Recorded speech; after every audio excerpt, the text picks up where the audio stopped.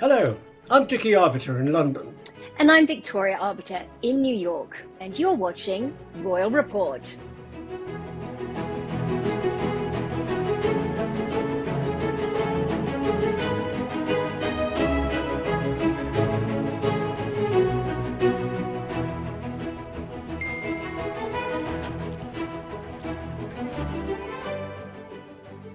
Hello, and welcome to a brand new episode of Royal Report, the show where we seek to offer a little calm and common sense to the royal sphere. After a brief hiatus, we are delighted to be back, but little could we have anticipated that we'd be doing so amid such an unprecedented time for the British royal family.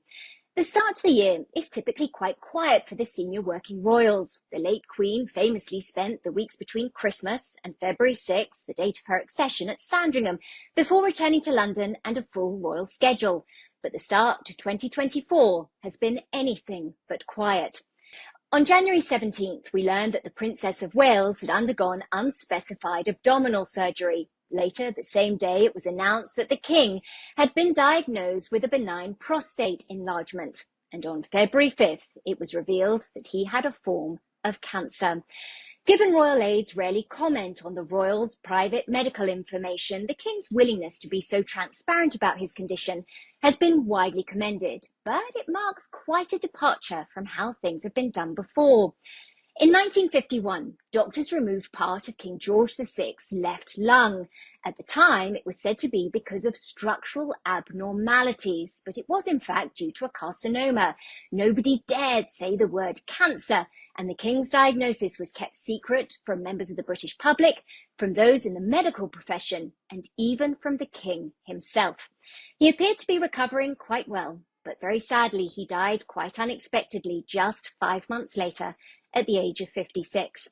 Now, Dad, of course, you weren't working at the palace in 1951, but during your time as a member of the royal household, you were privy to how certain decisions were made. So I'm really curious to know what your thoughts were on the wording of that statement from Buckingham Palace, and indeed the King's willingness to be so open about his condition. Well, we've got to look. There were two statements released. One, as you said a few moments ago, saying that he was going into hospital to have a benign prostate checked out. And presumably, while the medics were in there, they found something else. And lo and behold, a few days later, they came up with a second statement that was very carefully worded, not saying what it was, but it was a cancer. Unfortunately, the word has left the whole of the British media and probably global media speculating as to what cancer it is. And the palace have been very careful not to specify what it is, except to say that the King is undergoing treatment and he will not be undertaking any engagements. However, constitutionally, he will be doing all the paperwork. That's the red boxes of state papers, of government minutes, of ministerial programs. He will be dealing with those. So, that is good news that he is of sound mind, because it's very important that he does carry on with those duties. Dad, so many things actually that I want to hit on that you just discussed, but number one is the palace being very careful. And I think, and you'll be able to speak to this obviously much better because you were there organising such choreography, but I don't think it was a coincidence that the King was photographed walking to church on the Sandringham estate the day before the announcement was made. We know that when he's at Balmoral, when he is at Sandringham, he's regularly photographed going to church. But this is the first time that that was the first time he'd been seen in public since he'd been released from hospital. And looking back, it seems calculated, suggests it's insidious. I don't mean that at all, but it does feel like it was choreographed to reassure the public before dropping a diagnosis such as cancer, which a lot of people would find unsettling, but particularly given the late Queen passed away a relatively short time ago, people get very unsettled when suddenly there's a diagnosis such as this. So what do you think? Do you think that that was a move that was designed on purpose? I don't think it was choreographed. You've got to remember a few days beforehand, he left the London clinic walking out with Camilla. He smiled and he waved at well-wishers and the media who were there.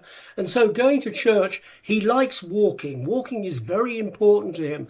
And that short walk from the big house to St Mary Magdalena Church on the Sandringham estate was just the sort of exercise he would want first thing in the morning. So I don't believe for a moment it was choreographed. It was him wanting to walk. And life is carrying on, I suppose, reasonably normal for him. Normal in as much that he is getting on doing his constitutional work. He is going out for walks at Sandringham. He's undertaking and having treatment, yes, but that doesn't mean to say he's housebound. People who have treatment, they do carry on with a fairly normal life. The only thing he's not doing is public engagements. So let's not sort of put him away just yet. He is okay in as much that he has a cancer, he is undergoing treatment, but he is working. Oh, Dad, we're going to have to agree to disagree a little bit on this one, just because I think for me, it was enormously comforting to have seen those photographs of the King the day before, because any family hears of a cancer diagnosis, that's really scary. And of course, the royal family is having to deal with their private anxiety on a very public stage. And I think, we're going to talk shortly as well about the Princess of Wales having been admitted to hospital, but there have been two very different approaches here. The details surrounding the Princess of Wales have been kept private, and as is her right. Any kind of medical information, the royal family has just as much right as you or I to keep that information private. But I think the King has chosen a slightly different tack, in part because of his age. He is 75. We're fortunate that he eats well. He's known to be very fit. He's had a few polo-related injuries. We're going to get to those as well in just a moment. But I think the King has been very keen to reassure the public, and we saw that in the language in the statement as well. While the media was very busy catastrophizing, the statement said the King remains wholly positive. And I think we need to hold on to that, because you're right.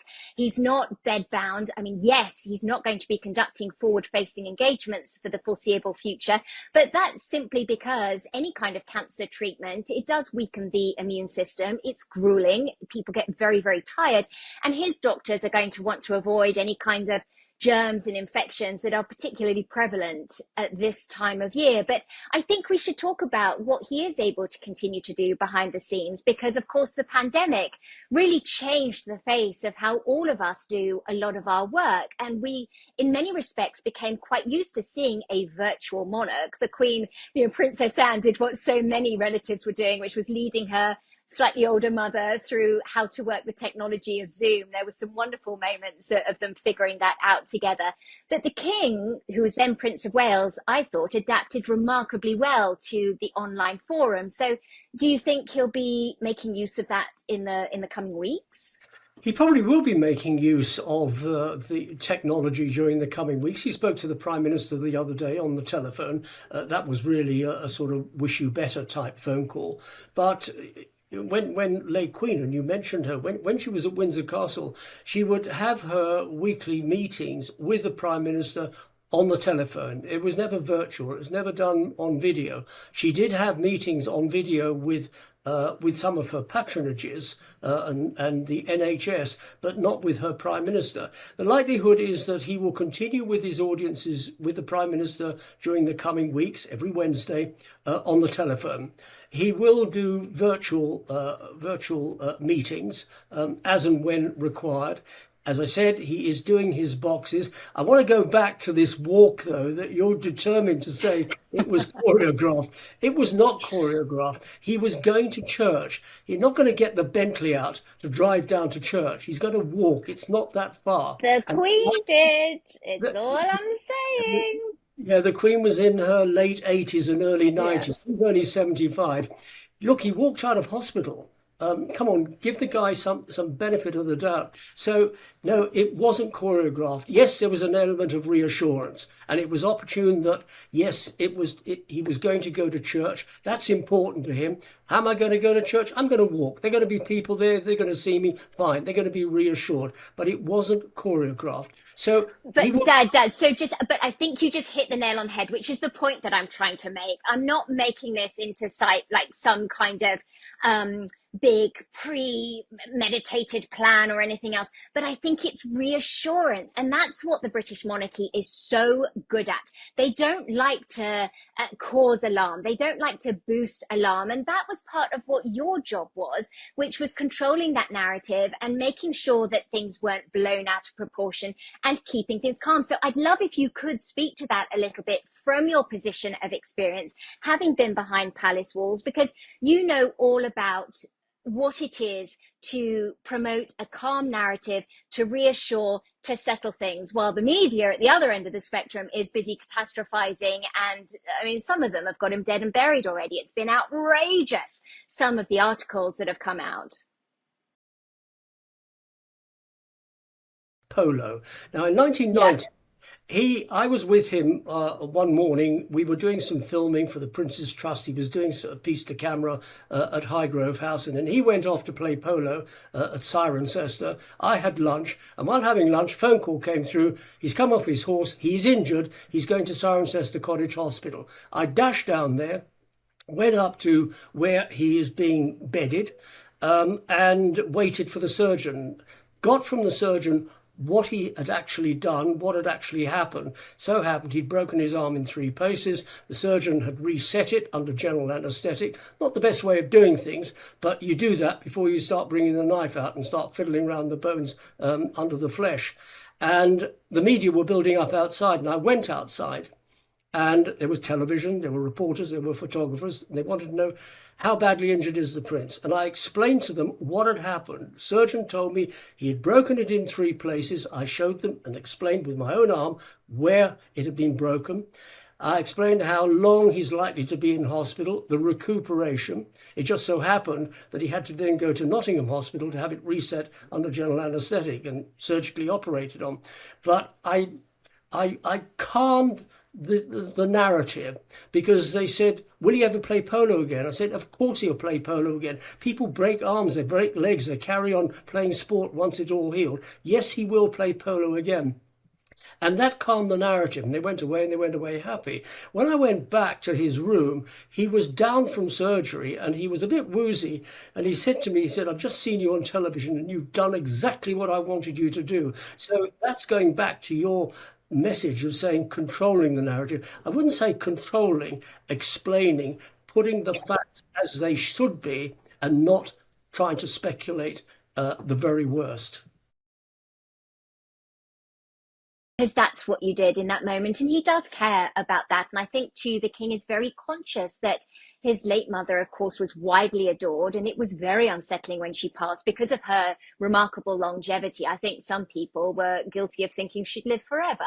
And of course, that's just not the reality of life, is it? But I think reassurance is key. And actually, I can't remember if it was before or after, Dad, but again, along a similar wavelength, wasn't there an instance too when he was playing? He had several falls while he was playing polo, and there were people that were watching the polo that said there were some instances where he looked like that it was very, very serious when he came off his horse. And there was one instance as well where you were with him at a match and you had to persuade him to keep playing. Yeah, at the end of a chukker, he went into, there's a small sort of grassed enclosure behind the clubhouse at Guards Polo Club, and he just lay down on the ground and he was in pain.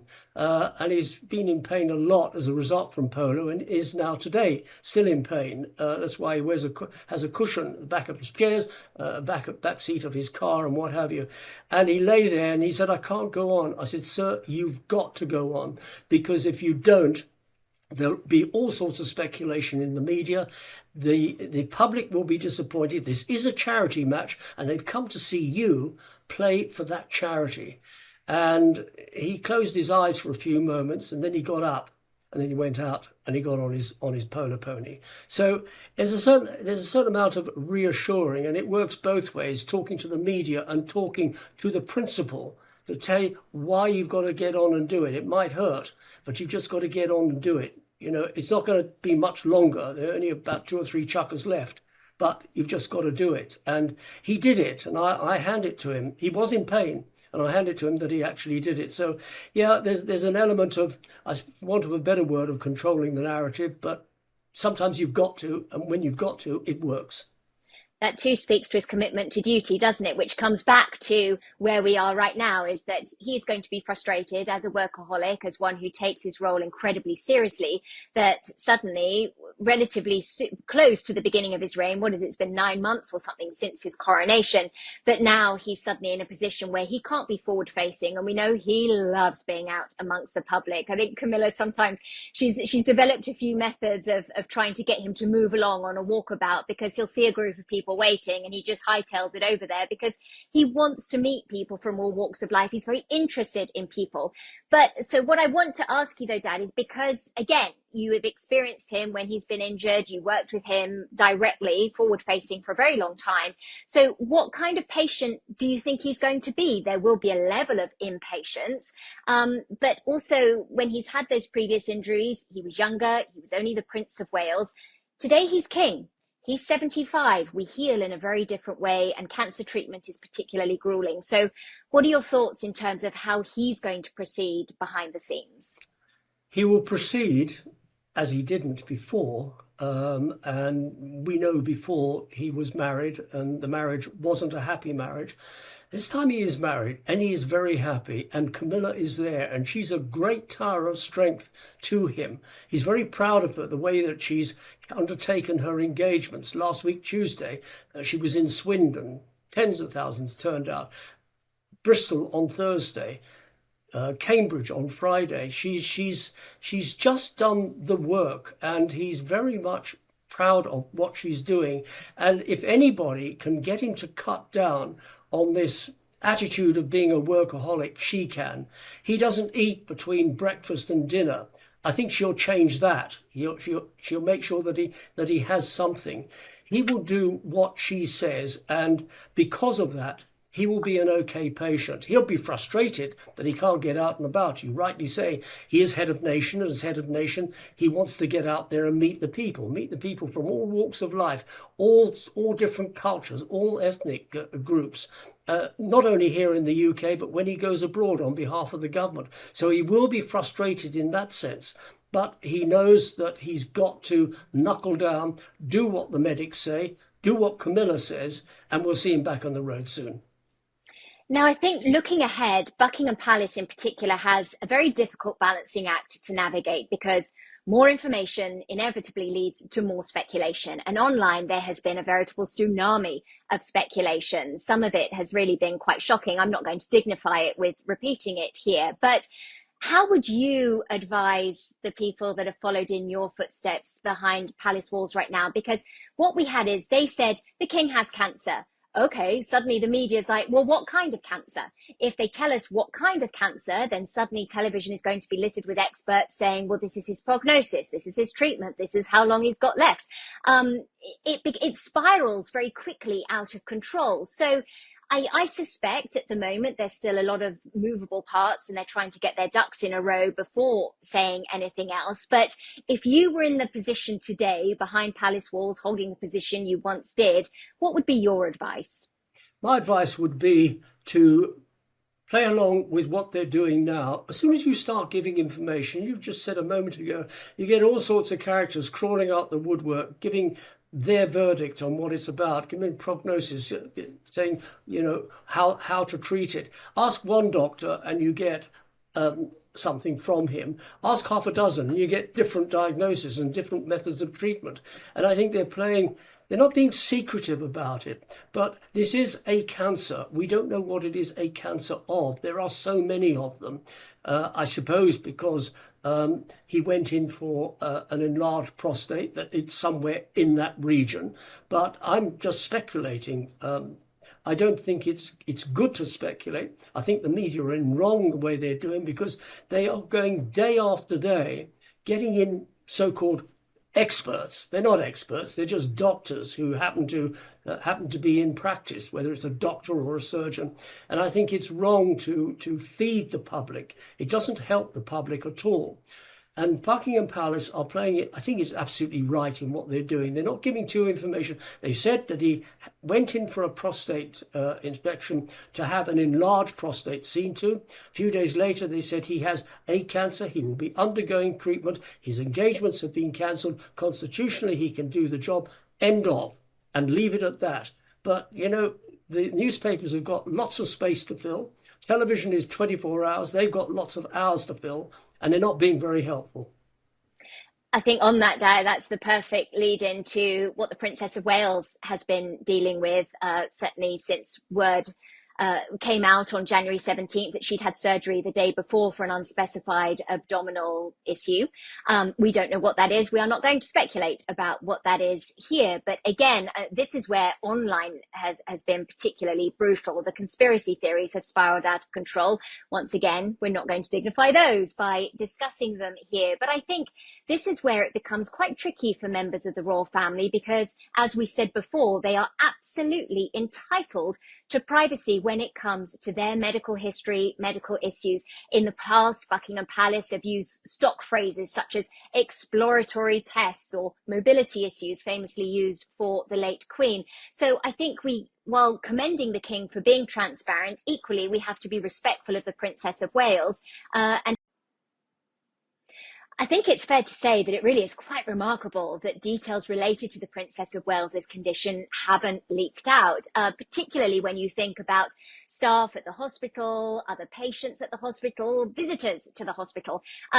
William and Kate have always been known to have a very tight circle around them. Dad, I remember during coverage for the royal wedding back in 2011, and a lot of people were coming to me. I was working for CBS at the time, and they were saying, we need stories about William and Catherine. How did this happen? How did this happen? And I was like, guys, nobody's talking because they have this incredibly tight, loyal circle of friends around them. And I think they all know that if you say anything, then you're out on your ear, and nobody wants to be out on their ear. But given that the princess was in hospital for 2 weeks, and given the number of people that would have been privy to what was happening, how do you think they've been able to keep a lid on them, to their credit, but still stunning, really?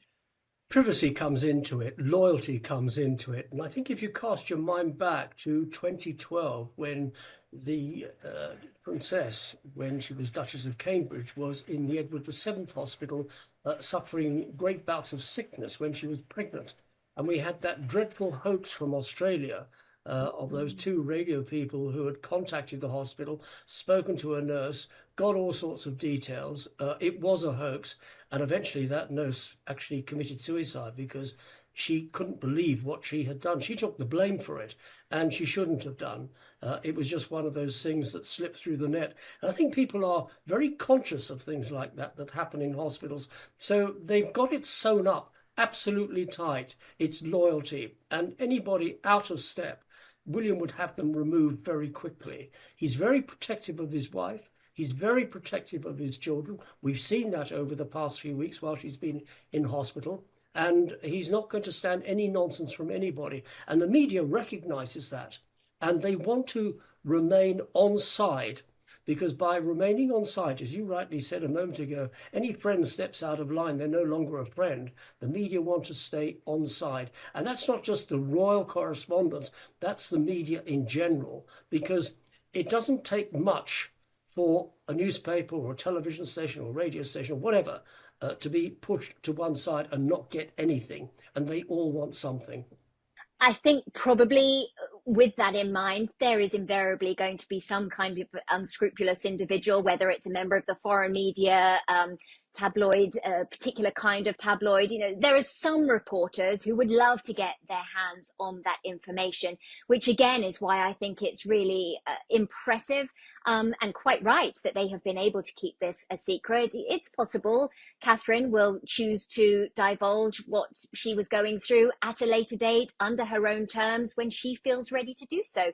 If she doesn't, that's quite fine too, because such is her right. But I think this really does speak to a good system in place behind palace walls, and I think we have to commend William and Catherine for creating such a tight, loyal circle around them. I'm sure it helps having the Middleton family close by as well. They're certainly not going to do anything to jeopardize the well-being of Catherine. So, yes, this is a lesson to many who are trying to keep things under wraps, a desire for privacy. But it does then put Prince William in the middle. And I just want to, I suppose he's unlikely to be watching, but if you are, sir, just to give you a vote of support, because he is the youngest member of the senior working royals, and he carries a tremendous burden at this point because he's looking after his wife. He has 3 young children who'll be on half term next week. The king has given his blessing for William to continue to focus on his children, but he's also now dealing with his father's cancer diagnosis. And I think all of this really speaks to how difficult it must be to be in his position. Extremely difficult to be in his position because, as you rightly say, his wife is recuperating at their home in Windsor at Adelaide Cottage from an abdominal operation. We don't know what it is. We won't know what it is because they are entitled, as you say, to privacy, but we won't be seeing her until after Easter. Well, it just so happens that for the next 6 weeks, there are usually engagements. I'm talking right up until the end of March. April is usually Easter Court. Easter Court used to be at Windsor. Then nothing really happens there. The only one that's out on the road is the Princess Royal, and you can't really stop her from working. If anybody's a workaholic, she is. But she just keeps going. So she's going to be off the road for the next 6 weeks until after Easter. And then we shall see. She will ease herself back. But it is a burden on William because on the one hand, he's got his dad, a parent, who is undergoing treatment for a cancer. On the other hand, he's got his wife, who is recuperating from abdominal surgery. And then he's got his children. And they expect their attention from their dad. They're good kids. They expect their attention from their dad, and they'll get it during half term. So it is difficult, but hey, come on, he's only 40, he's young, he can cope.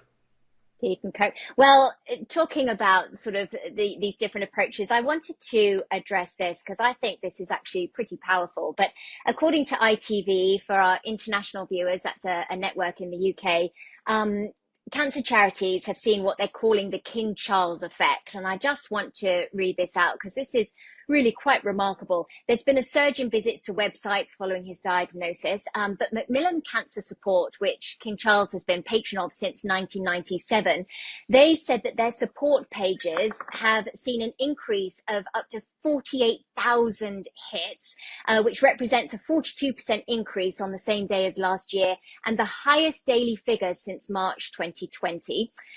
Last month, NHS England saw a massive surge in people looking for information on melanoma skin cancer after Sarah, Duchess of York, revealed that she had been diagnosed with the disease. That equates to one visit every 13 seconds, which is stunning. And as we know, this was previously reported following news of the King's benign prostate enlargement.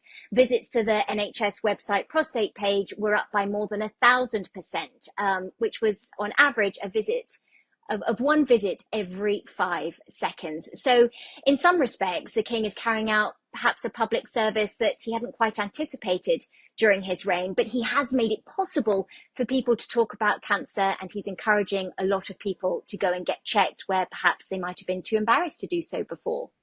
I think that was very much calculated. When you go to prostate, men just don't want to talk about it. They don't want to go to the doctor. If they've got a problem, they think, oh, well, I can deal with it, but they won't go and seek medical advice. And it is a big problem. And by seeking medical advice early, it can be dealt with without any disastrous effects. But so many men take it beyond being able to deal with it, and what happens? They eventually die, and that's very sad. So being upfront, coming out with it, as you pointed out just now, the charities and the NHS, a tremendous leap in the number of people who have visited the sites. And I think the attitude is, in terms of prostate anyway, well, if the King can do it, I can do it too. And that is why it has been so successful. On the other hand, we have diagnosed a cancer. We don't know what it is, but it will be a wake-up call that everybody has felt that Charles is very fit. He's had very few medical dealings, but he is very fit. And if the king can get it, anybody can get it. And people will be wary. And if they feel something out of the ordinary, I hope they take a leaf out of his book and do go and seek medical advice. As you rightly point out, cancer is indiscriminate. Well, writing for The Telegraph, Ed Cummings said, a cancer diagnosis is less of a cause for concern and pessimism than it used to be, with modern diagnosis and treatment improving outcomes for almost every form of disease. Nonetheless, it is still a scary diagnosis, it is unsettling, and members of the royal family are having to deal with these anxieties on a public stage while also carrying out their duties. So we, along with so many around the world, wish the King and indeed the Princess of Wales all our good wishes for a very speedy recovery. Please do use the comment section below. We would love to hear your thoughts. What are your experiences with cancer? Has the King encouraged you or a family member to go and get checked? We love reading everything you have to say, so please do make use of that. Similarly, click like and subscribe, and we look forward to seeing you next time on Royal Report.